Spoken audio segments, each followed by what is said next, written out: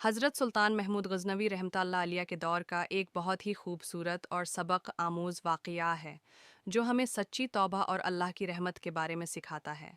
एक चौर की सच्ची तौबा। एक मर्तबा सुल्तान महमूद गज़नवी के शहर में चोरी की चंद वारदातें हुईं।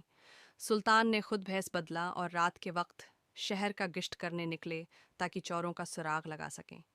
चलते चलते उनकी मुलाकात चोरों के एक गरवा से हुई। चोरों ने सुल्तान को अजनबी समझकर पूछा, तुम कौन हो? सुल्तान ने कमाल जहान से जवाब दिया, मैं भी तुम्हारे जैसा ही एक आदमी हूँ और काम की तलाश में हूँ।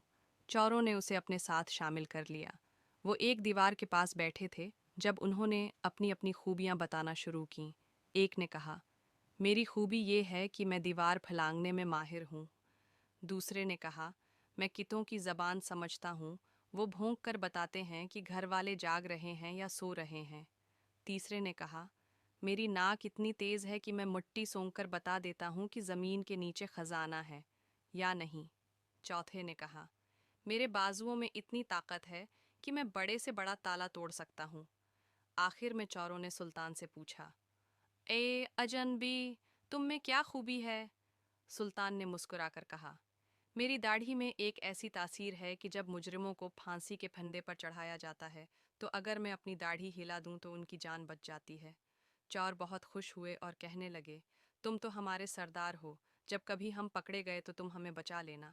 इस रात उन्होंने एक जगह चोरी की और सुल्तान सब कुछ खामोशी से देखते रहे। अगले दिन सुल्तान ने सिपाहियों को भेजकर इन सब चोरों को गिरफ्तार करवा लिया और उन्हें दरबार में पेश किया गया। जब चोरों ने तख्त पर बैठे बादशाह को देखा तो उनके होश उड़ गए, क्योंकि ये वही शख्स था जो रात उनके साथ था। बादशाह ने हुक्म दिया, उन सबको फांसी दे दी जाए। जब उन्हें फांसी के तख्ते की तरफ ले जाया जाने लगा तो वो चोर जिसके पास सुल्तान को पहचानने की बसीरत थी, वो ज़ोर ज़ोर से चलाने लगा, ए बादशाह, हम सब ने अपनी अपनी खूबियाँ दिखा दें और सब फेल हो गए। अब तेरी खूबी का वक्त है।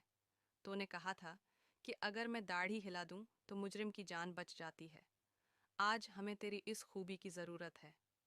सुल्तान महमूद गजनवी ये सुनकर मुस्कुराए और फरमाया, तुमने सच कहा।